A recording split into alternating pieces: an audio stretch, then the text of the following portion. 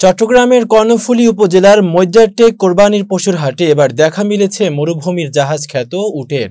এর আগে ২০২২ সালে এই হাটে গোলাপি মহিষ তুলে বেশ সাড়া ফেলে দিয়েছিলেন এক খামারি।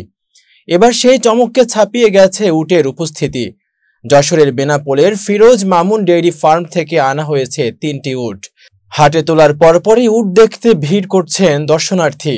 ফিরোজ মামুন ডেইরি ফার্মের প্রতিনিধি গাজী সিরাজুল ইসলাম বলেন, ঈদুল আজহাকে কেন্দ্র করে নতুন কিছু উপস্থাপনের চিন্তা থেকেই উটগুলো হাটে এনেছি। এক একটি উটের ওজন ১২ থেকে ১৫ মণ। কুরবানিতে শৌখিন ক্রেতাদের জন্য এসব উট আনা হয়েছে। প্রতিটি উটের দাম হাঁকানো হয়েছে ৩০ থেকে ৩৫ লাখ টাকা। তবে এখনো পর্যন্ত উল্লেখযোগ্য কোনো দরদাম হয়নি। হাটে গিয়ে দেখা যায় মূল প্রবেশ পথের বাঁ পাশে ত্রিপলের নিচে রাখা হয়েছে উটগুলো। সেগুলোর চারপাশে জটলা করে আছেন নানা বয়সী মানুষ। অনেকেই মুঠোফোনে ছবি তুলছেন, ভিডিও করছেন, কেউ কেউ আবার ইউটিউব কন্টেন্ট তৈরিতে ব্যস্ত।